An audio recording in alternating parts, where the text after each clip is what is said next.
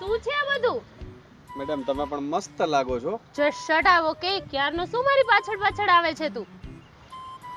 કેમ શું થયું? ન હોય પાછળ? તું મને ક્યારનો ફોલો કરે છે?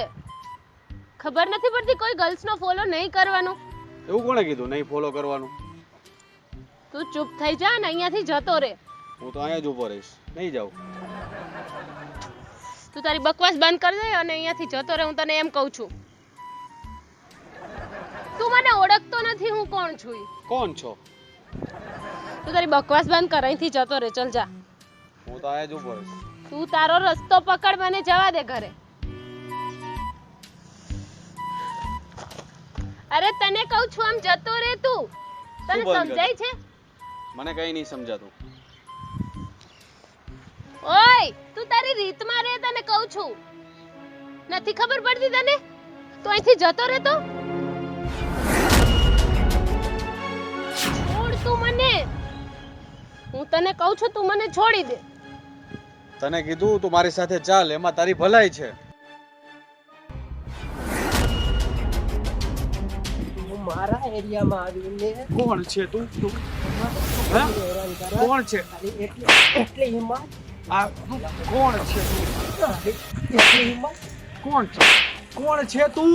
આ મારો એરિયો છે. શું? કયો એરિયો તારો? કયો એરિયો તારો? તું અમારા એરિયામાં આવીને અમારી છોકરીઓને હેરાન કરે છે એમ? તારી એટલી હિંમત? અત્યારે જાઉં છું, પણ તને હું જોઈ લઈશ. Thank you so much. તમે મને ઓળખતા નથી છતાંય તમે મારી મદદ કરી. અરે એમાં થેન્ક યુ ની કઈ જરૂર ન હોય. અને આવા લુખાને તો હે ને મારે સીધા કરવાની એની મારા દાબા હાથનો ખેલ છે. પણ બાય ધ વે તમે આ એરિયામાં દેખાતા નતા, ક્યારેય નવા લાગો છો આ એરિયામાં?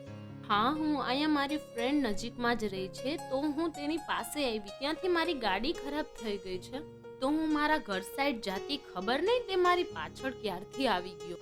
બટ આ એરિયામાં ઘણી વાર એવું થાય છે. બાય ધ વે મારું નામ નીચ છે. હાય, my name is Bindiya. Okay.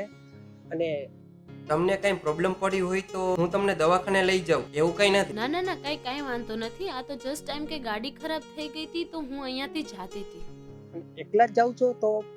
હા, મારી ગાડી ખરાબ થઈ ગઈ છે, તો હું જાઉં છું મારા ઘરે. જો તમને પ્રોબ્લેમ ના હોય તો મારી ગાડી આગળ જ છે, તો હું તમને ડ્રોપ કરી દઉં છું ને. ના ના, કાંઈ વાંધો નહીં, હું જતી રહીશ. બસ તમે આટલી મદદ કરી એના માટે થેન્ક યુ. હું જતી રહીશ. એમાં થેન્ક યુ. હું એ બાજુ જ જાઉં છું, તમને ડ્રોપ કરી દઉં છું. શું તમે પણ તમારી ગાડી ક્યાં છે? પણ મારી પાસે છે ને, મારી પાસે છે. ચલો હું ડ્રોપ કરી દઉં. કાંઈ વાંધો નહીં, તમને કાંઈ વાંધો ના હોય તો છોડી જાઓ. ચાલો.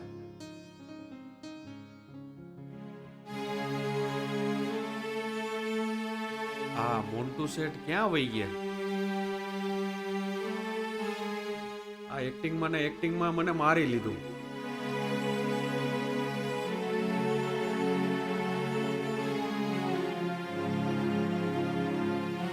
મોતિયો જુવાન,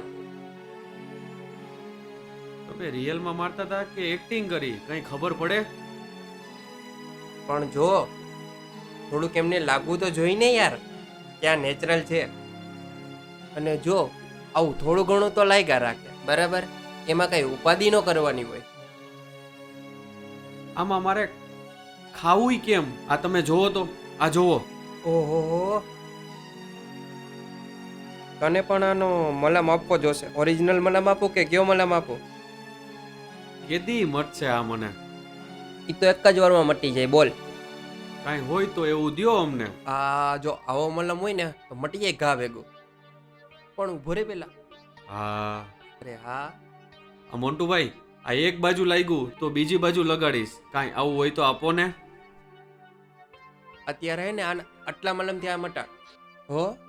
અત્યારે બીજું કઈ હશે ને ત્યારે કઈ. કાંઈ એવું હોય તો કેજો મને. હો.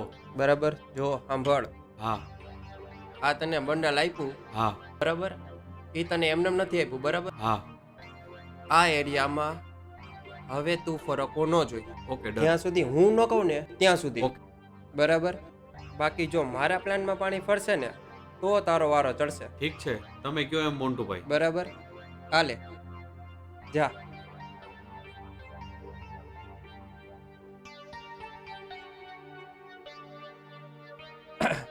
હજી થોડુંક બાકી રહી ગયું ને એ પૂરું કરીશ, એટલે વાર્તા પૂરી.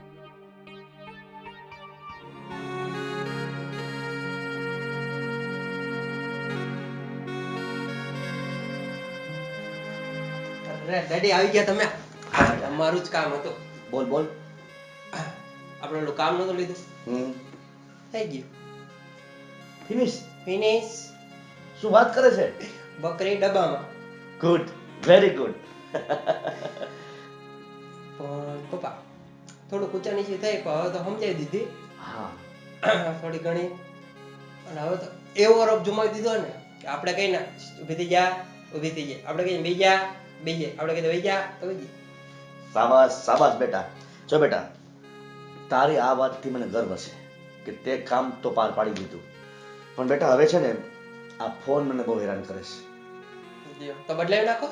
અરે એમ વાત નથી. તો ફોનમાં જેના ફોન આવે છે ને એ મને બહુ હેરાન કરે છે.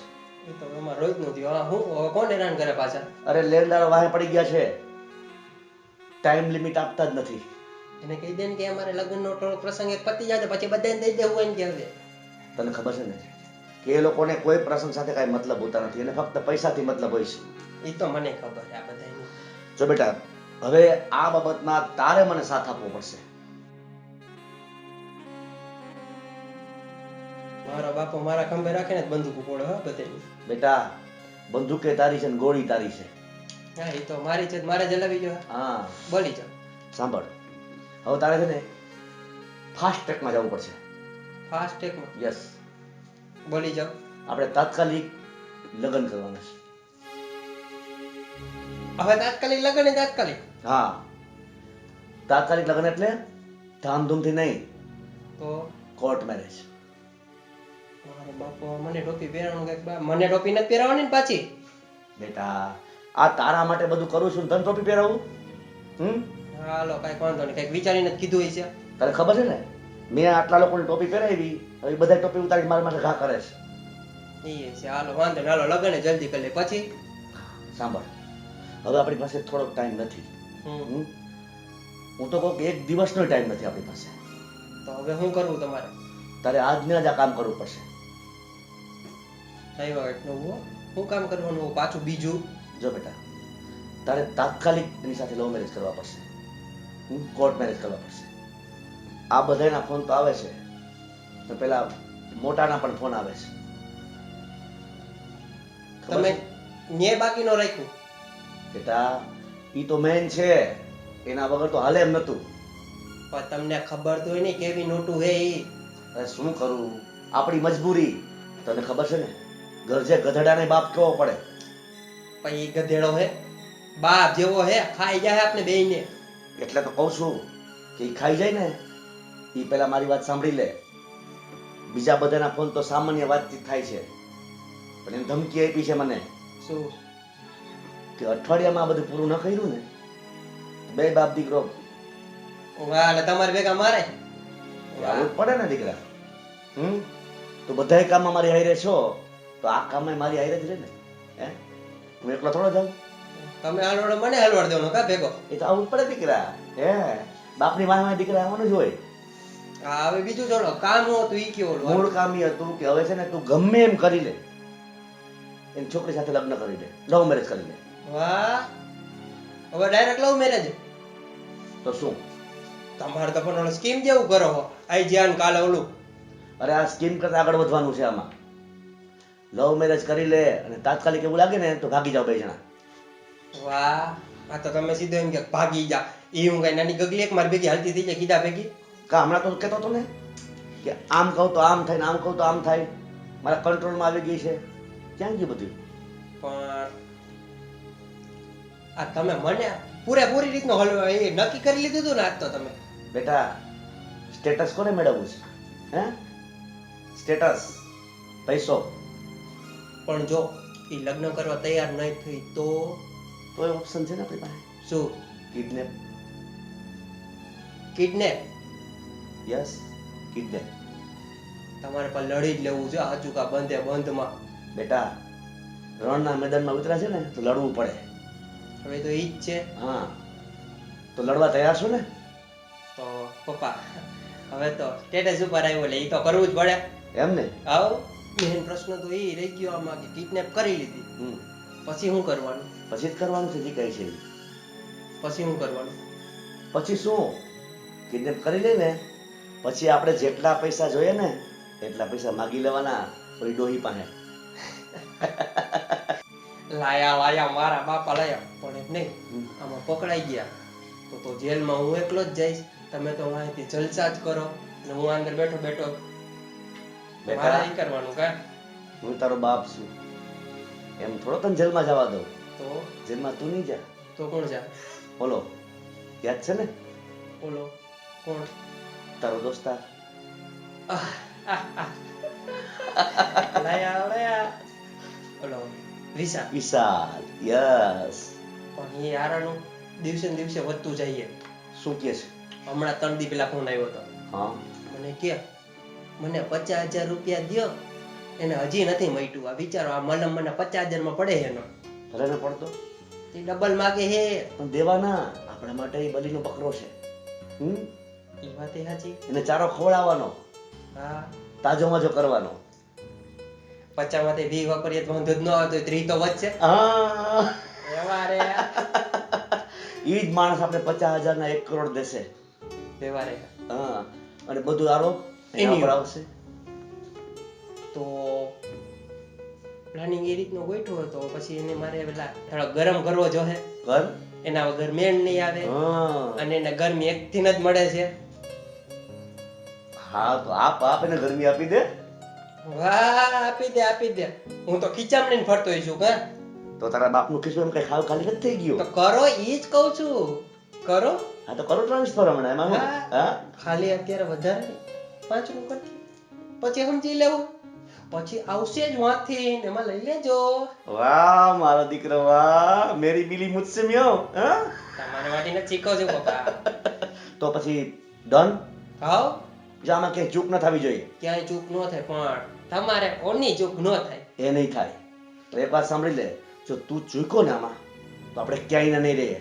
પપ્પા હા હવે તો પૈસાની વાત છે એમાં તો બાપ દીકરા એકનો નથી થતા તો એનું કેમ સમજવાનું? અને ખાલી પૈસાની નહીં આપણા જીવના જોખમની વાત છે.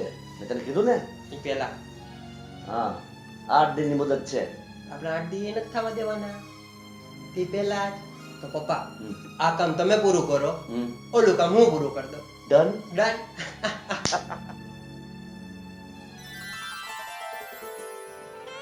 શું મોન્ટુ શેઠ આજે શું હુકમ છે તમારો? જો મેં તને કઈ એમને તો બોલાવ્યો નથી અહીંયા બરાબર છે.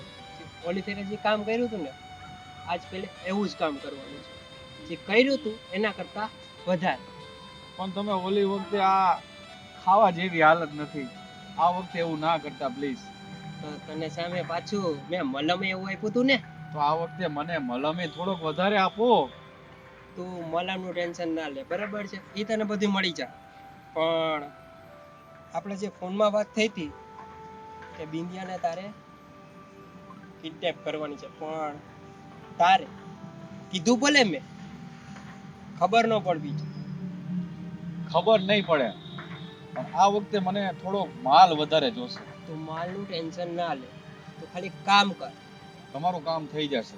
અને બીજી વાત બરાબર કિડનેપ થઈ જાય અને એવી જગ્યાએ લઈ જવાની ને કે જ્યાં હું આવું ને ગોતવા તો મને ન મળવી જોઈએ તારા સિવાય. ઠીક છે. બરાબર છે અને હું તને કહું ને ત્યારે જ તારે લઈ આવું બરાબર. તમે મને ઈ કહો કામ ક્યારે અને કઈ રીતે કરવાનું છે? જો એ હમણાં જ થોડી વારમાં મને મળવા આવશે બરાબર છે. એ મારે એને વાતો જીતો કરતી હશે બધી વસ્તુ કમ્પ્લીટ. તારે સંતાનથી પાછળથી બધું જોવાનું. જ્યારે મારો ઈશારો થાય તે પછી તારે બહાર નીકળવા બરાબર છે અને ફૂલ તૈયારી સાથે. શું વસ્તુ જોઈ એ હું તને આપું છું બરાબર પણ ભૂલ ન થવી જોઈએ બરાબર છે. અને આ મેન કામ થઈ જશે. ચલો તમારું મારો માલ રેડી રાખજો. એ ટેન્શન ના લે અને આ વસ્તુ કમ્પ્લીટ થઈ જાય પછી તું નો દેખ બરાબર. પણ ગયા વખત જેવું ના કરતા. અને આપ્યું ને એના કરતા ડબલ મલમ આપીશ, બરાબર? ઠીક છે.